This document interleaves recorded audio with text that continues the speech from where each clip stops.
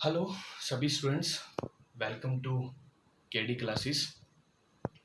बहुत दिनों से +2 के स्टूडेंट्स की क्वेरीज आ रही थी, तो मेरा पूरा उत्तरदायित्व बनता था कि उनकी बातों को सुना जाए और उनके सामने जल्दी से डिस्कस किया जाए।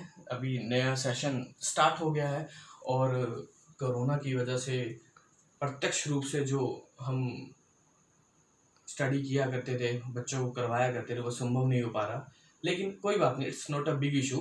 जब तक हम हैं तो आपके पास हम ऐसे ही अवेलेबल रहेंगे।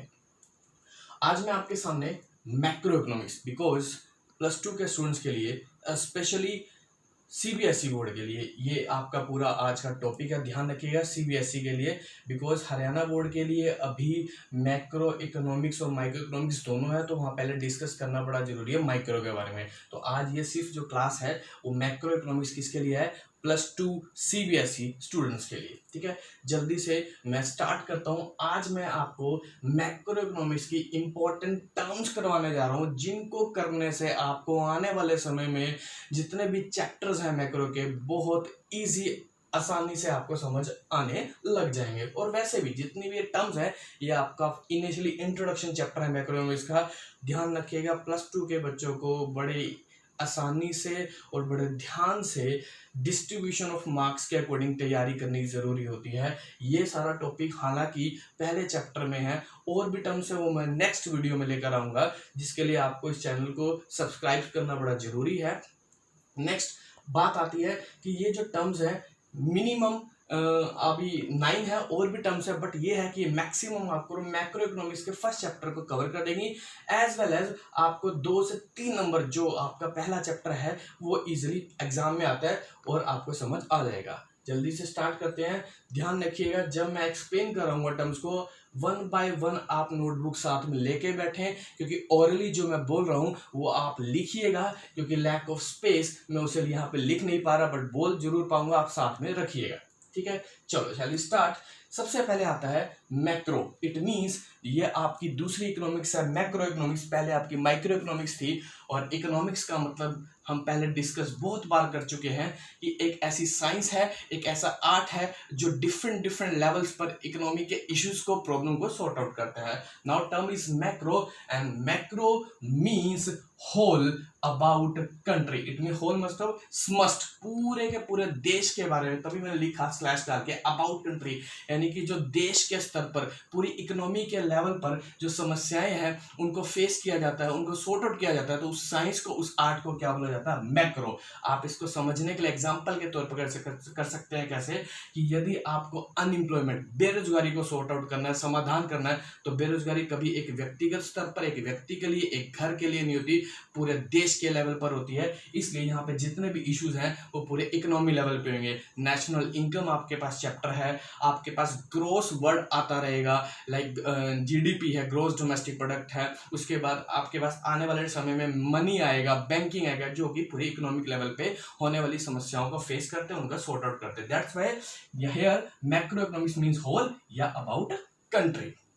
नेक्स्ट आता है सेक्टर्स ऑफ इकोनॉमी। मैंने एब्रीविएशन में इनको लिखा है क्योंकि स्पेस नहीं था, बट मैं आपको समझा रहा हूं। सेक्टर्स इट मींस पिलर्स, हमारी इकोनॉमी जिनके ऊपर टिकी हुई है। ये सारा सर्कुलर जो चल रहा है अभी, देखो सारी के सारी हमारी इकोनॉमी शट डाउन पड़ी है। इट मींस हमारे pillars are not working. Sir कैसे? पहला P belong to production sector. Production sector which produce goods and services, वस्तुओं और सेवाओं का जो क्षेत्र उत्पादन करता है, which sector produce goods and services, that is called P belong to production sector. उसमें हमारे प्रोड्यूसर्स हैं जो क्या कमाना चाहते हैं? प्रॉफिट। दूसरी आती है एच क्या है? House hold sector. House hold sector को हम प्राइवेट सेक्टर भी बोल सकते हैं, पर्सनल सेक्टर भी बोल सकते हैं। सीधी सी बात है, अगर बनाने वाले हैं तो खाने वाले भी होंगे, यानी कि मांगने वाले भी होंगे। अभी स्टिल आपके पास सिर्फ कौन है? कोरोना में क्या दिक्कत आ रही है? House hold sector. It mean अभी सब लोग पैरेलल लेवल पे आ चुके हैं। इट मीन सब लोग खा रहे हैं, प्रोडक्शन नहीं हो रहा। उसके बाद क्या, और आपको कि सर जो हम खा रहे हैं वो कहाँ से आ रहा है, वो ऑलरेडी प्रोड्यूस्ड है, इट मींस वो स्टॉक है, स्टॉक का सामान आपके सामने आ रहा है। उसके बाद आता है G, G belong to government. Obviously uncertainties में और आकस्मिकताओं की समस्याएं, यानी कि जब सिचुएशंस आती है अभी जैसी चल रही है, वहां पे सरकार को रोल प्ले करना बड़ा जरूरी है। That's why I am talking about here G, G मतलब गवर्नमेंट सेक्टर, जो टैक्स से पैसे इकट्ठा होता है या अदर रिसोर्सेज से पैसे इकट्ठा होता है, उसको खर्च करती है in the form of subsidies और लोगों तक पहुंचाती है। Next term is F, F मतलब फाइनेंशियल सेक्टर। इट मींस हमारा वित्तीय क्षेत्र, जिसमें हमारे सारे बैंक्स आते हैं, जिनका बहुत बड़ा मेजर रोल है। आपके सामने दिख रहा होगा, ईएमआई माफ कर देना या कम कर देना, या ब्याज रेट कम कर देना, बैंक रेट, ब्याज दर, रेपो रेट, सब बैंकिंग टर्म्स में आएंगे जो हम बाद में डिस्कस करेंगे। लास्ट है F R, this is belong to foreign sector, export and import. ये हमारे पांचों सेक्टर्स हैं, पिलर्स हैं, जिन पे हमारी इकोनॉमी वर्क करती है। नेक्स्ट आती है टर्म फ्लोज ऑफ इकोनॉमी, जो सर्कुलर है, ये जो सेक्टर है इनमें फ्लो होता है। फ्लो दो तरह का है हमारे यहाँ, real flow and money flow. Very much important this system, real flow and money flow. Real flow क्या होता है, जब इन सेक्टर्स के बीच में, स्पेशली मैं एक बात ध्यान से सुनिएगा, प्रोडक्शन सेक्टर और हाउस होल्ड सेक्टर के बीच में, बनाने वाले और खरीदने वाले सेक्टर्स के बीच में, जब गुड्स और सर्विसेज का ही फ्लो होगा, पैसे की कोई बात नहीं आएगी, टर्म्स जो है मनी की बिल्कुल नहीं आएगी, एक्सचेंज ऑफ मनी नहीं आएगा, उसको सिर्फ क्या बोलते हैं, रियल फ्लो है। रियल फ्लो यानी कि वास्तविक प्रवाह, जिसमें से वस्तुओं और सेवाओं का आदान प्रदान होगा, गुड्स एंड सर्विसेज का फ्लो होगा, उसको बोलेंगे रियल फ्लो। और दूसरी बात क्या आती है, मनी। ऑब्वियसली जब हम मार्केट में रहते हुए बिना मनी के एग्जिस्ट कर ही नहीं सकते, तो उसके लिए मनी का होना बड़ा जरूरी है। तो मनी जब फ्लो होगा प्रोडक्शन सेक्टर और हाउस होल्ड के सेक्टर के बीच में, उसको कौन सा बोलेंगे, मनी फ्लो। ध्यान रखिएगा, मनी फ्लो को हम नॉमिनल फ्लो भी बोलते हैं, ठीक है। और रियल फ्लो हमारा क्या है, goods and services, it means इसको फिजिकल फ्लो भी बोलते हैं। नेक्स्ट आता है factor income and transfer income. Factor हम माइक्रो इकोनॉमिक्स में पढ़ चुके हैं, लैंड, लेबर, कैपिटल, एंटरप्रेन्योर, ठीक है। एंटरप्रेन्योर कौन होता है, पहले इसकी प्रोनाउंसिएशन एंटरप्रेन्योर हुआ करती थी, अब entrepreneur who takes responsibility for running a particular business, ऐसा व्यक्ति जो किसी व्यवसाय को चलाने का उत्तरदायित्व लेता है। तो फैक्टर इनकम, जब हम as a factor, as a कर्मचारी, एज ए एम्प्लॉइज काम करते हैं, तो अपने सर्विसेज देते हैं, रेंडर करते हैं, उससे कुछ ना कुछ in the form of reward लेते हैं। लैंड के बदले रेंट, लेबर के बदले वेजेस, कैपिटल के बदले इंटरेस्ट, एंटरप्रेन्योर के बदले प्रॉफिट। तो वो जो वेजेस, इंटरेस्ट, प्रॉफिट आ रहा है, वो हमारी सारी क्या, फैक्टर इनकम। आंसर दूसरी कौन सी है, ट्रांसफर। इसको हिंदी में हस्तांतरण, इसको समझने के लिए बताऊं क्या बोला जाता है, ये फ्री की कमाई है। डोनेशन, ग्रांट्स, सब्सिडी, ये सब पैसा क्या है, ट्रांसफर इनकम है। ये दोनों इनकम आपके पास आती हैं, और ट्रांसफर इनकम को कभी नेशनल इनकम में इंक्लूड नहीं किया जाता, क्योंकि नेशनल इनकम में सिर्फ फैक्टर इनकम आते हैं, फ्री का पैसा नहीं आता। डोनेशन और ग्रांट्स, सर ये बहुत बार सुना है। एक्चुअल में डोनेशन और ग्रांट्स में एक मेजर डिफरेंस है। जब पैसा फ्री में दिया जा रहा है और किसी पर्टिकुलर ऑब्जेक्टिव, उद्देश्य के लिए दिया जा रहा है, that will be belong to grants. ध्यान रखिएगा, जो पैसा ग्रांट्स में आएगा होगा तो फ्री का ही, और इवन ये यूनिलेटरल होता है। यूनिलेटरल मतलब एक पक्षीय, पैसा आ गया वापस नहीं जाएगा, आपको वापस नहीं करना, लेकिन जब आपसे पूछा जाएगा, उसका ऑडिट होगा, वो ग्रांट्स होगा। लाइक अगर हमारे एमएलए एमपी के पास पैसा ग्रांट्स की फॉर्म में दिया जाता है डिस्ट्रिक्ट को या लोगों को, तो ऑडिट होता है कि वो 50 लाख रुपए अगर एक सड़क को बनाने के लिए आया, तो ऑडिट होगा सड़क पे ही लगना चाहिए। कम लगे ज्यादा लगे वो एक अलग बात है, लेकिन लगेगा पहले सड़क में। लेकिन डोनेशन का पैसा अगर आपने कहीं मंदिर में दे दिया 20 लाख रुपए, उसका कोई ऑडिट नहीं, वो लगाए या लगाए डजंट मैटर। अब term is circular flow income. Circular flow, अभी जिस मैंने earlier said real and money flow, it means यहाँ पे सर्कुलर फ्लो का मतलब क्या है, जब रियल और मनी दोनों को जोड़ दिया जाता है। अगर आप R प्लस M कर देंगे, इट मींस वो क्या बन जाएगा, सर्कुलर फ्लो बन जाएगा, ठीक है।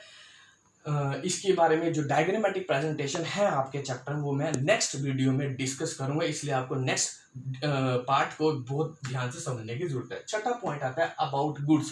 हमारी इकोनॉमी में दो तरह के गुड्स है तो गुड्स बहुत, अब आपने माइक्रो इकोनॉमी से पढ़ेंगे, normal goods, given goods, substitute goods, complementary goods. नहीं, I am talking about categorization of goods. तो consumer goods and capital goods. Consumer goods जो एक बार यूज करने के बाद खत्म हो जाते हैं, capital goods day by day चलते हैं। नेक्स्ट आता है फाइनल गुड्स एंड इंटरमीडिएट। नाम से पता लग रहा है ऐसे गुड्स जो मार्केट में बिकने के लिए तैयार हैं, लोग जिनको फाइनल यूज करने के लिए तैयार है, जो नेशनल इनकम में जिसकी वैल्यू जुड़ेगी। इंटरमीडिएट जिनकी नेशनल इनकम वैल्यू नहीं जुड़ती और जो बिकने के लिए तैयार नहीं है, जो अभी प्रोडक्शन लाइन से क्रॉस नहीं हुए, ध्यान रखिएगा। Depreciation and capital loss. Depreciation commerce के स्टूडेंट के लिए ज़्यादा समझने के लिए कोई दिक्कत ही नहीं होगी। इट मीन्स मूल्य ह्रास। इसके बहुत सारे नाम है, नेशनल इनकम में मैं बताऊंगा, like consumption of fix capital है, रिप्लेसमेंट कॉस्ट है, ये सारे इसके नाम है। तो डेप्रिसिएशन जो कि टाइम टू टाइम किसी फिक्स असेट्स को यूज करने से उसकी वैल्यू में क्या होता है, कमी आती रहती है। और ध्यान रखिएगा कैपिटल लॉस भी वही है, लेकिन दोनों फर्क है। कैपिटल लॉस हमेशा जब किसी एसेट्स में या किसी भी थिंग की वैल्यू में जब गिरावट आती है, वो अनसर्टेनिटीज की वजह से आती है। अनसर्टेनिटी मतलब आकस्मिकताओं, फ्लड, अर्थक्वेक और accident, loss of by fire, ये जो नुकसान है सारे कैपिटल लॉस में आते हैं। और जो आपका डेप्रिसिएशन है वो कौन सा होता है, normal wear and tear. Book में यही नाम है कि जनरली हम कोई चीज़ अगर यूज करते रहेंगे तो उसकी वैल्यू गिरती रहेगी। उसके बाद एक्सपेक्टेड ऑब्सोलेंस, कुछ समय बाद इट मीन्स किसी एसेट्स की वैल्यू यूज करते करते अपने आप टूट फूट में बदल जाती है। ये कुछ उसके टाइप्स हैं डेप्रिसिएशन के एंड कैप। बस ध्यान रखिएगा डेप्रिसिएशन